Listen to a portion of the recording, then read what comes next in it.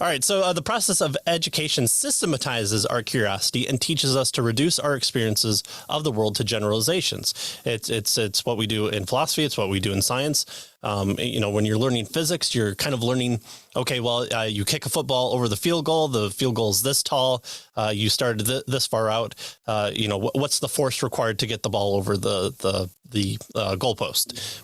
And then apply that to rockets. And so you take our experiences from the world and you kind of generalize them. So that way you can say, oh, I know how to launch a rocket to the moon is the same way you kick a football over the field goal. You just need a bigger foot and to get more oomph into it. And so that's what the rocket fuel helps do.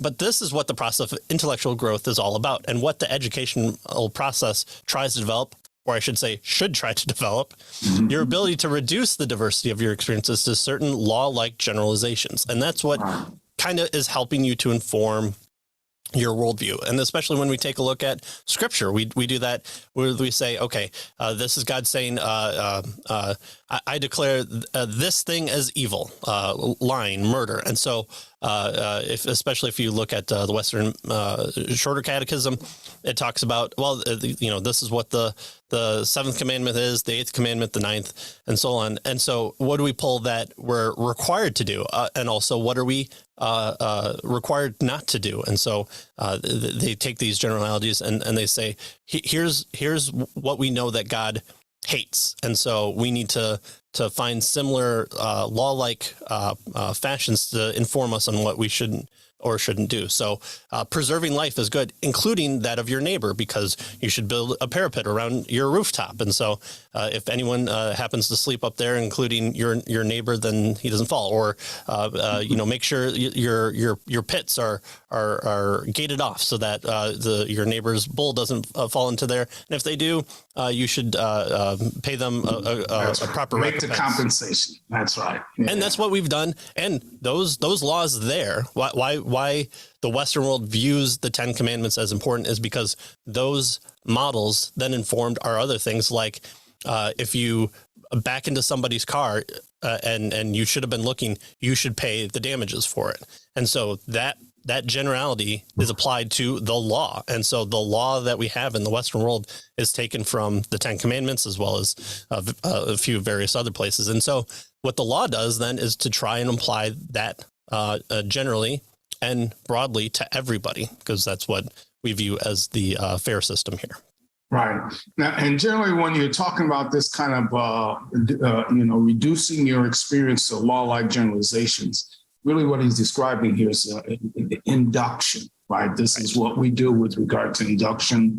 We take particulars and then we say, that's a white swan, that's a white swan, that's a white swan. Therefore, probably all swans are white. So now the law-like generalization is every time that I see a swan, it's going to be white, something like that. So he's really describing the inductive process here in what logicians call induction. Right. And the ugly duckling syndrome. So, yeah. Oh, it's just an ugly duckling. Oh, no, wait, hold on. It's the swan. Right. It's the white swan.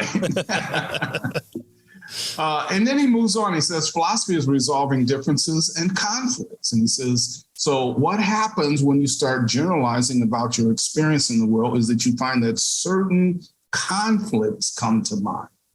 You learn that some people are, pleasant to be around, but other people aren't pleasant to be around, right? And you learn that some people like math, others don't.